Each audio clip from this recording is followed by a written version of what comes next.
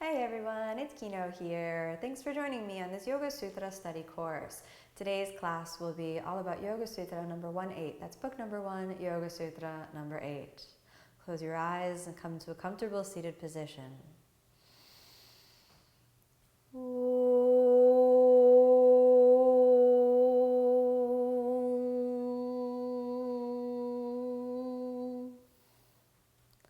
Keeping your attention inward, let your hands rest down. Just gently allowing your mind to rest for a moment. Whatever's been happening in your day, just bring yourself into a state of presence, of receptivity. Be very aware of your breath for a moment. And then allow yourself a deep breath in. And slowly let your eyes open. As Patanjali moves on in the journey of yoga, in book 1, which is about samadhi-pada, the realization of that state of samadhi, that state of absorption and deep and imperturbable peace, we begin to see that Patanjali is now defining and going a little bit deeper into the definition of what are the vrittis, the types of disturbances that you may experience on the ocean of the mind.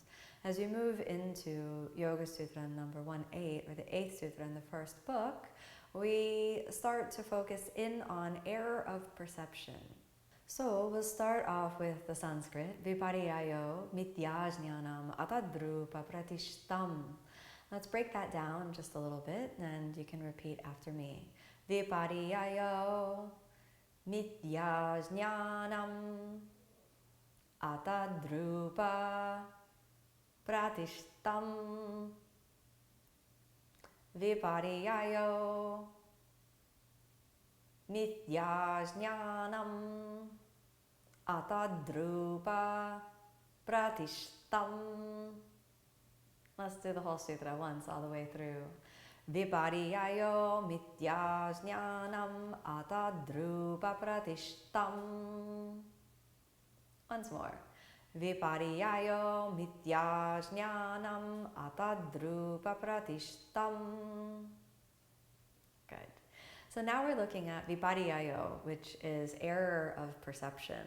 And the error of perception, Patanjali defines mithya-jnanam. Mithya, without, jnana, knowledge. So without knowledge. So we're looking at coming to conclusions without actual knowledge. Viparyayo, mithya, false, jnana, knowledge. Mithya-jnanam. Atad-rupa, atad, without basis, in the actual form. Atad-rupa-pratistham. So you're looking at coming to an error of perception when your knowledge or your presumptions, your inferences, are based on the absence of the actual form or the actual reality. So in other words, you came to the wrong conclusion. That conclusion is not based in reality. That conclusion is something that is completely without a structural base in the form. How many times have you made a wrong assumption and that assumption wasn't based in reality? I remember, this may be a funny example, but I remember one time that I was on the way to India and I had made this very strong assumption that my flight was going to leave right at 8 o'clock. So I just had this assumption. My flight leaves at 8 o'clock. And I had that assumption. It was a strong assumption. And I organized my whole life with that very strong assumption that my flight left at 8 o'clock. The strong assumption that I made, flight leaves at 8 o'clock. So that means I got to the airport at 6. Now, this assumption was not based in the form, the reality, the right knowledge. It was based in the false knowledge and the wrong form, which is mithya-jnanam, atad-rupa. So we have me making the assumption my flight leaves at 8. So the decision that I took was to arrive at the airport at 6 p.m. And in fact, when I arrived to the airport at 6 p.m., I thought I was even a little early because I was there at 5:55. I went up to the airline check-in counter and I saw no one. And in that moment, I started to realize that something was wrong.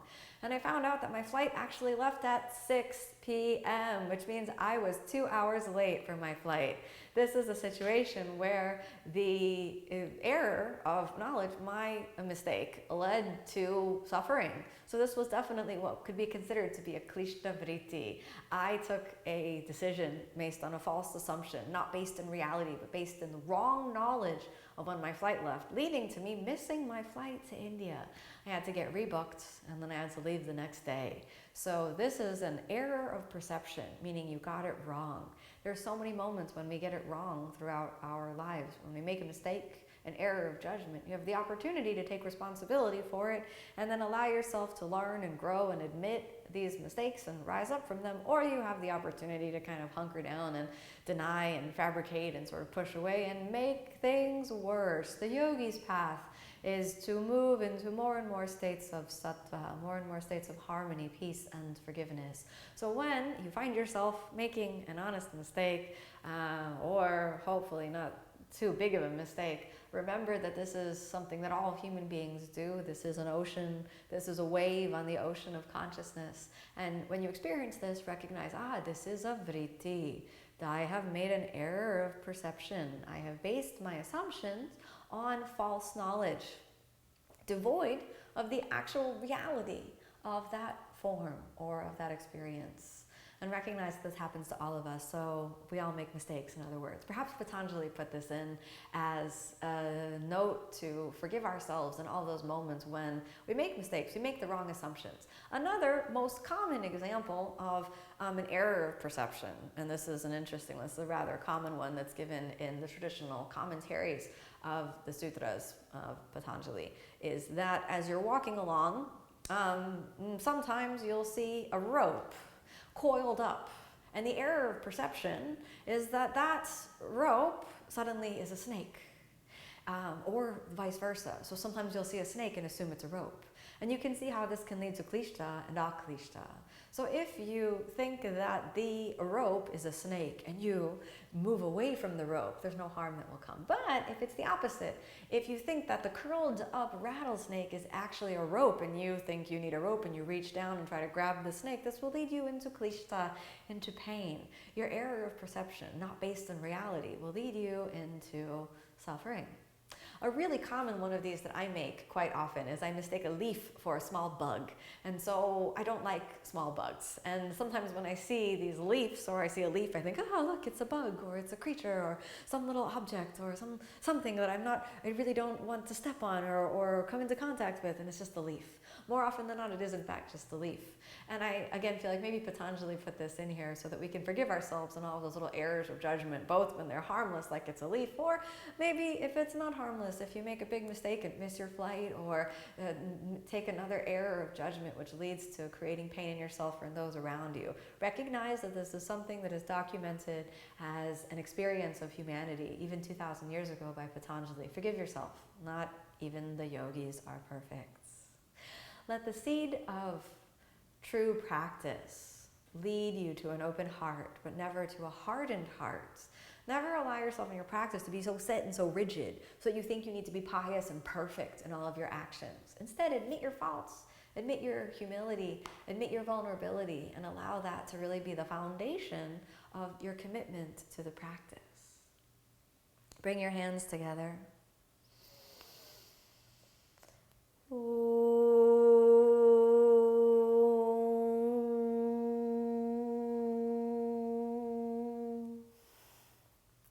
Thank you so much for joining me on this Yoga Sutra study course. I hope you keep the seed of true spiritual practice in your heart every day. Namaste.